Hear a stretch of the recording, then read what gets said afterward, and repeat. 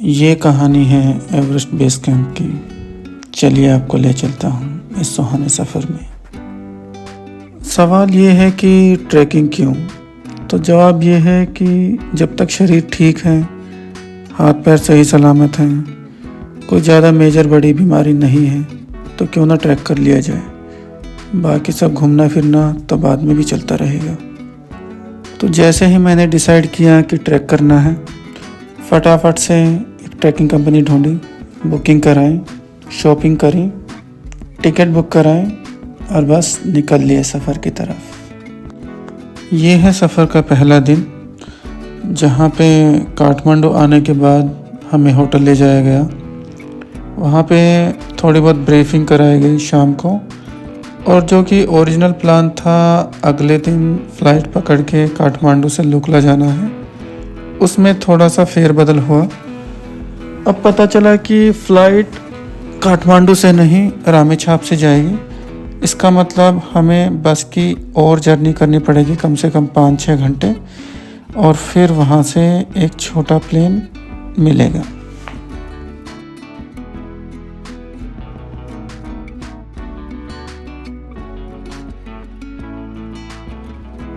और हम सब तैयार हैं इस छोटे से प्लेन में बैठने के लिए, जो दुनिया की सबसे ख़तरनाक फ़्लाइट में से एक माना जाता है। और कुछ दिन पहले नेपाल में एक प्लेन भी क्रैश हुआ था, तो इसलिए भी ये थोड़ा सा और ख़तरनाक हो गया था। अब जैसे ही हम सब लोग इस प्लेन में बैठ गए और उड़ने के लिए तैयार थे, तभी पता चला कि प्लेन में कुछ तकनीकी ख़राबी है और हम सबको उतार दिया गया। एक मैकेनिक टीम वहाँ पे आई और उसी प्लेन को उसी रनवे पे ठीक करने की कोशिश करने लगी, जो कि बहुत फ़नी भी था और सबको डर भी लग रहा था कि इस तरीके से ठीक करेंगे और वो प्लेन उड़ गया, और उड़ने के बाद बीच में कुछ हो गया तो पहुँचना था लोकला, पहुँच जाएंगे कहीं और। ये प्लेन लेकिन फिर भी ठीक नहीं हुआ और दूसरा प्लेन बुलाया गया, और हम सब लोग उस प्लेन में बैठ के सही सलामत चले गए और लुकला उतर गए। तो यहाँ से ट्रैकिंग के पहले दिन की शुरुआत होती है। थोड़ा सा ब्रेकफास्ट करके हम अपने सफ़र की तरफ चल दिए, जो कि आसान सा सफ़र था। शायद 2-3 घंटे का रहा होगा, और चढ़ाई बिल्कुल भी नहीं थी, सीधा सपाट रास्ता थोड़ी सी ढलाई के साथ। लुकला 2800 मीटर की ऊंचाई पर है। लुकला पहुंचने के बाद हम लोग गए फागडिंग की तरफ, जो कि चढ़ाई नहीं थी जैसे कि मैंने बताया था, और हम शायद 150 मीटर और नीचे उतर गए होंगे। यहाँ पे जाने के बाद दिन ख़त्म हुआ। खाने की अगर बात करें तो यहाँ पे सबसे फेमस है दाल भात, जिसमें आपको चावल मिलेंगे, दाल मिलेगी, थोड़ी सी सब्जी, एक पापड़, और इसकी अच्छी बात है कि आप इसको रिफ़िल करा सकते हैं। मतलब और चावल खाने हैं और दाल खानी है तो खा सकते हैं, तो पेट भर के खा सकते हैं। लुकला के बाद बेस कैंप तक या आसपास का कोई भी गांव हो, वहाँ तक कोई भी सामान पहुँचाया जाता है घोड़ों की पीठ पे, या याक की मदद से, या आदमी खुद उसको लेके जाते हैं, या कभी कभार इमरजेंसी में हेलीकॉप्टर से भी सामान मंगाया जा सकता है। उसके अलावा कोई भी ट्रांसपोर्टेशन का माध्यम नहीं है सामान पहुँचाने के लिए। आज ट्रैक का दूसरा दिन है। फागडिंग से नामचे बाज़ार।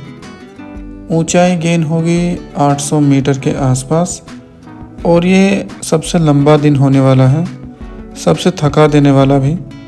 यहाँ पे चल के ऐसा लगा मान लो आप सीढ़ियाँ चढ़ रहे हैं, चढ़ते जा रहे हैं, पूरा दिन सीढ़ियाँ ही चढ़ते जा रहे हैं। आज के दिन ही पता लग जाता है किसमें कितना है दम। या तो आप कॉन्फिडेंस गेन कर जाते हैं या बिल्कुल लूज़ कर जाते हैं। तो यहाँ पे आप अपना सारा दम लगा दीजिए, खाना खाते रहिए, पानी पीते रहिए, और ज़्यादा पानी पीते रहिए, आराम करते रहिए, जो भी आपके चॉकलेट्स हैं, प्रोटीन बार है, वो खाते रहिए, चलते रहिए, चलते रहिए, हार मत मानिए, क्योंकि इसके बाद सफ़र आसान ही होने वाला है। नामचे बाज़ार एक बहुत बड़ा टाउन है। इसके बाद जितने भी आपको गांव मिलेंगे, छोटे छोटे गांव मिलेंगे, और यहाँ अपनी ही खूबसूरती है। यहाँ पे आपको हॉस्पिटल मिल जाएंगे, स्कूल्स मिल जाएंगे, अच्छी अच्छी दुकानें मिल जाएंगी और मंदिर भी मिलेंगे। मतलब आपको एहसास होगा कि आप किसी छोटे शहर में हैं, किसी गांव में नहीं हैं। यहाँ पे आपको बुद्धिस्ट प्रेयर व्हील्स मिलेंगे। अब यहाँ पे आप देख सकते हैं, इनको पानी के बहाव के साथ जोड़ा गया है। जब ये घूमते हैं तो इनके मंत्र या इनकी प्रार्थनाएं हवा में फैलती हैं और दूर दूर तक जाती हैं, जैसे कि प्रेयर फ्लैग्स के साथ होती हैं। और आप नोटिस करेंगे, चाहे इनको हाथ से घुमाएं या पानी के साथ इनको जोड़ के घुमाया जाए, हमेशा ये क्लॉकवाइज दिशा में ही घूमेंगे या घूमने चाहिए। आज सफ़र का तीसरा दिन है। हम नामचे बाज़ार से खुमजुम की तरफ जाएंगे। थोड़ा सा आराम से शुरुआत करेंगे क्योंकि ज़्यादा लंबा सफ़र नहीं है। ऊंचाई 300 साढ़े 300 मीटर तक गेन होगी और 3-4 घंटे में खुमजुम तक पहुंच जाएंगे और फिर आराम करेंगे। रास्ते में देखेंगे एवरेस्ट म्यूज़ियम और आराम से चलते रहेंगे। म्यूज़ियम के अंदर फ़ोटोग्राफ़ी या वीडियोग्राफ़ी अलाउड नहीं है, लेकिन यहाँ पे आप देख सकते हैं कुछ खूबसूरत पुरानी तस्वीरें। सबसे पहले जब एवरेस्ट पे चढ़ाई करी गई थी, और कुछ उनके पुराने इक्विपमेंट्स, उसके बाद के कुछ अभियान और कुछ बहुत ही सारी खूबसूरत पिक्चरें और पुरानी यादें। अगर मोबाइल कनेक्टिविटी की बात करें तो अगर यहाँ पे आप लोकल सिम लेते हैं तो उसका सिग्नल कुछ जगहों को छोड़कर ऑलमोस्ट हर जगह पे आपको मिल जाएगा, और वाईफाई लगभग हर होटल में रहता है। तो अगर आपके पास लोकल नंबर नहीं है तो वाईफाई की सुविधा आप यूज़ कर सकते हैं बिना किसी परेशानी के। शुरुआत की थोड़ी सी मुश्किल चढ़ाई के बाद रास्ता बहुत आसान था और धीरे धीरे नज़ारों का मज़ा लेते हुए हम पहुंच गए खुमजुम गांव, जो कि इस पूरे सफ़र का सबसे खूबसूरत गांव है। रहने की अगर बात करें तो सभी जगहें आपको एक जैसी ही मिलेंगी। एक छोटा सा रूम जिसमें एक खिड़की होगी, जिसको बंद ही करना पड़ेगा क्योंकि इतनी सर्दी होती है। तो रात को थोड़ी सी घुटन हो सकती है, बट उतनी भी ज़्यादा नहीं होती, लेकिन ये ज़रूरी है हमें सर्दी से बचाने के लिए। आज क्योंकि ट्रैक जल्दी ख़त्म हो गया था तो टाइम बहुत था।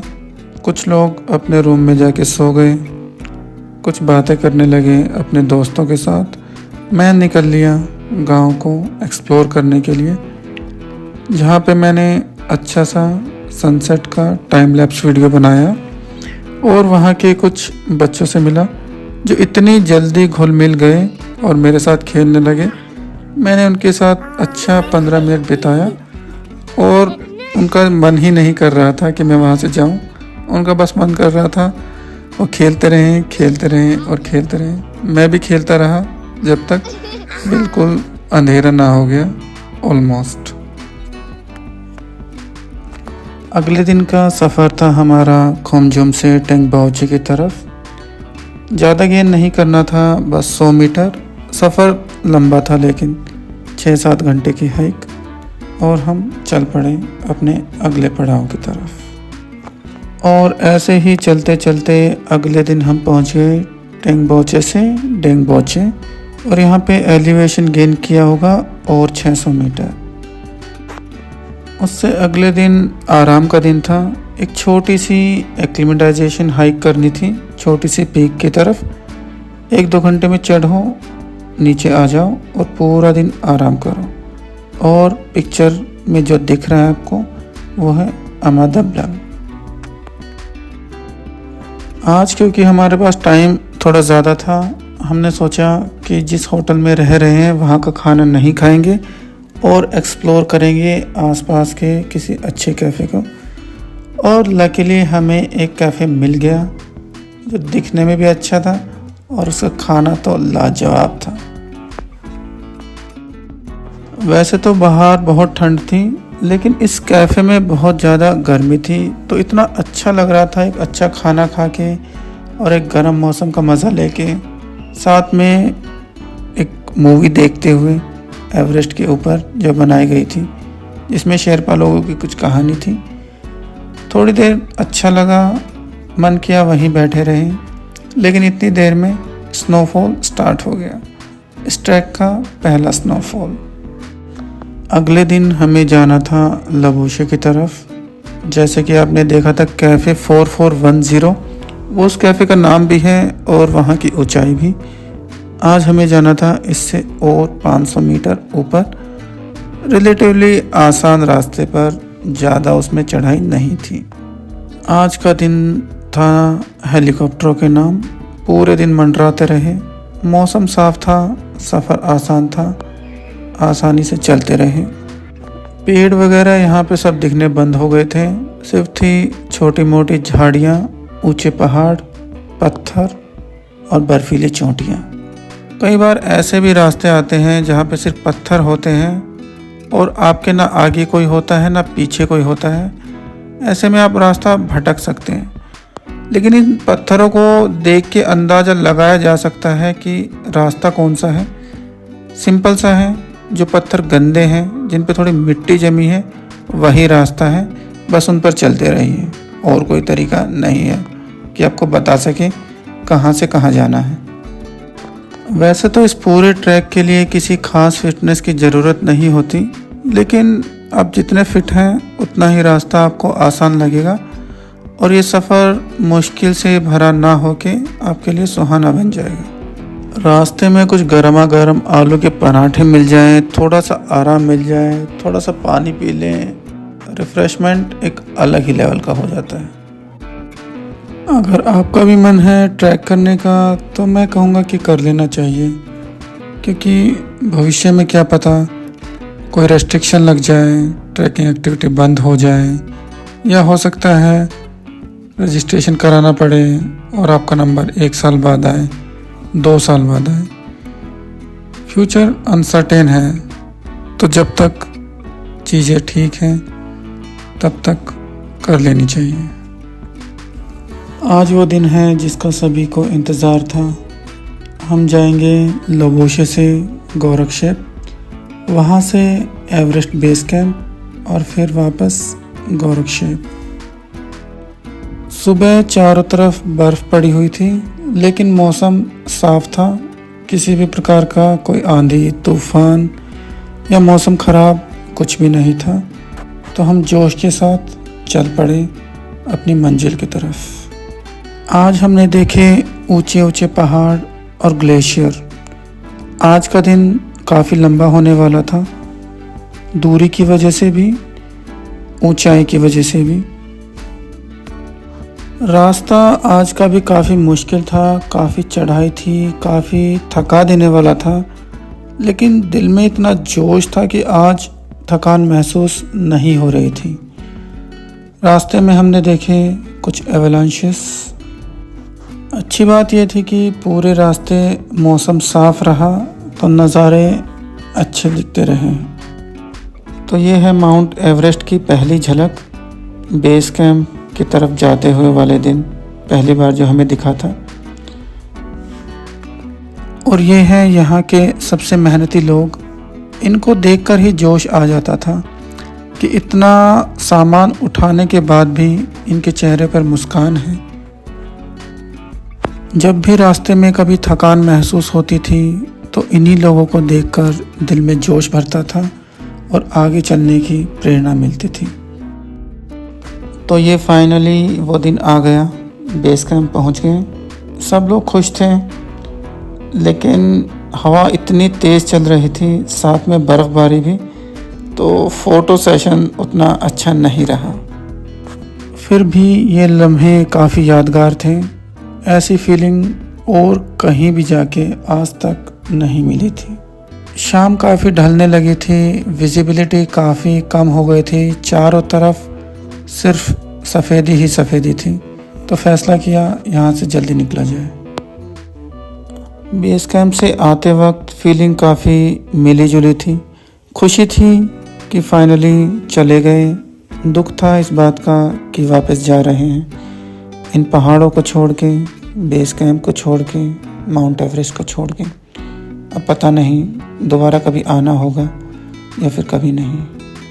तो रात में ही कुछ लोगों ने डिसाइड किया कि अगले दिन वो काला पत्थर जाएंगे और वहाँ से सनराइज़ देखेंगे उगते हुए सूरज को एवरेस्ट की तरफ से।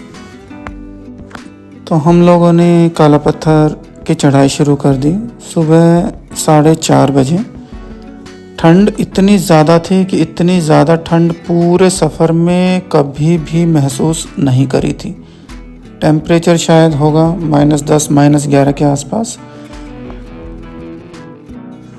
काला पत्थर इस पूरे ट्रैक का सबसे ऊंचाई वाला पॉइंट है, प्लस यहाँ पे ठंड भी बहुत ज़्यादा है और सबसे ज़्यादा चैलेंजिंग भी है।